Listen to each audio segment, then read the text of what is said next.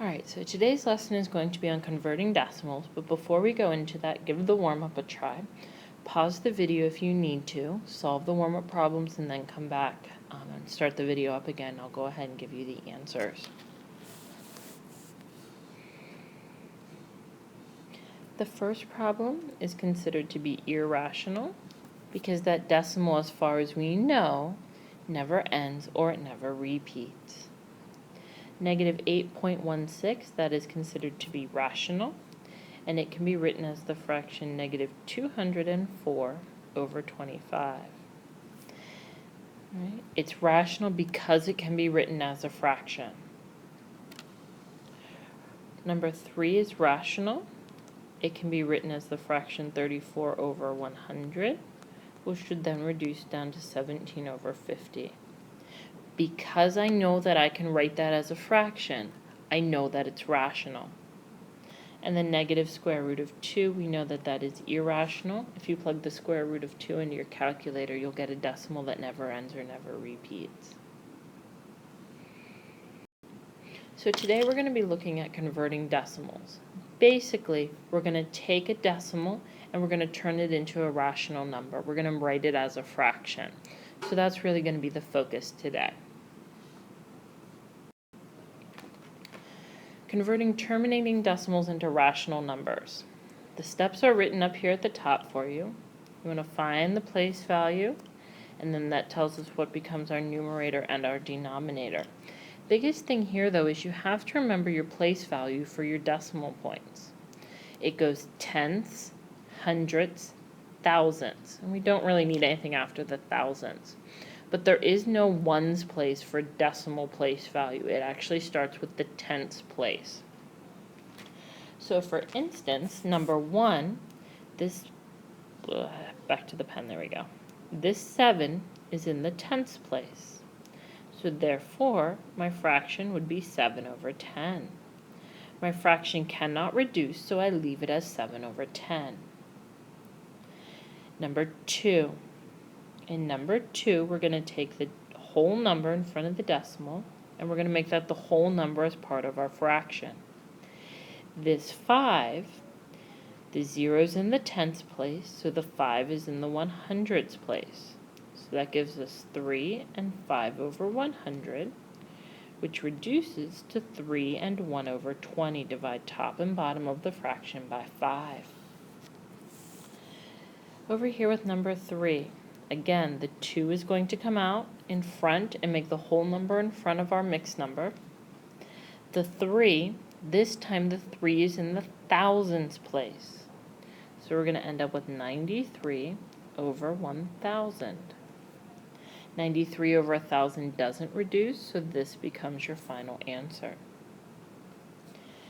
Number 4, the 4 is in the hundreds place. So 54 over 100, the place value always becomes your denominator. And then 54 over 100 reduces down to 27 over 50. So that's how you're going to convert a terminating decimal into a fraction or a rational number. Here I have 8 for you to practice on. You're just going to change the decimal into a rational number or a fraction. So go ahead, try them on your own, pause the video, and then come back when you're finished and start the video up again.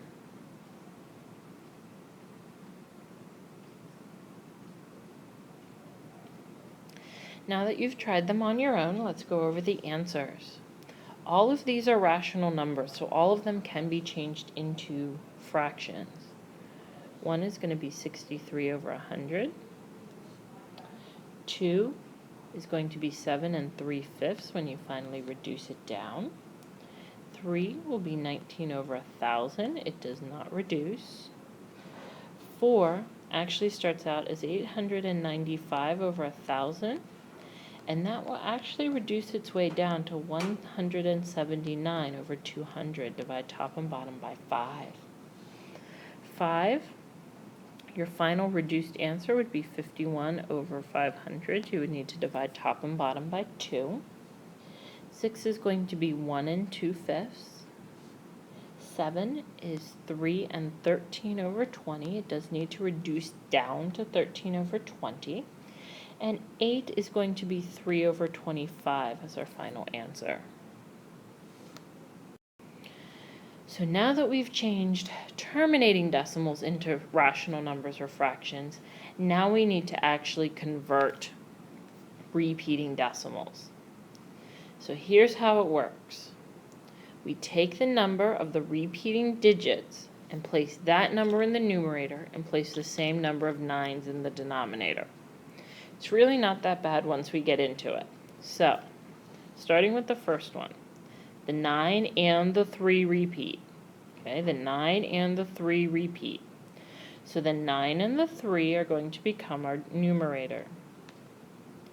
Because we had two numbers that repeated, okay, 9 repeated and the 3 repeated, so two numbers repeated, we're going to put two 9s on the bottom of the fraction. Now 93 over 99 will reduce. Divide top and bottom by 3 and you get 31 over 33. Let's look at the second one just so you can see it again. The 3 is going to go in my numerator. There is only one number that is repeating. The number repeating is a 3. So I put 1 9 on the bottom. 3 over 9 reduces to 1/3. Number 3. I have 3 numbers that are repeating. The 3 numbers go in my numerator. 3 9s go in my denominator. This will not reduce, so that becomes my final answer. Here we have a decimal with a whole number out in front. Works the same way as we did with terminating decimals. You're just going to put the 1 as the whole number in front of your mixed number. And then I'm going to have 36 over 99. Two numbers repeat, two 9s go in my denominator. 36 over 9 is going to simplify, giving me 1 4/11 as my final answer for this one. So again, the repeating numbers are going to go in your numerator, and the number of repeating digits is how many 9s go in the bottom of your fraction or in the denominator. Here's some for you to try. Go ahead, pause the video, try it on your own, and start the video back up when you're ready.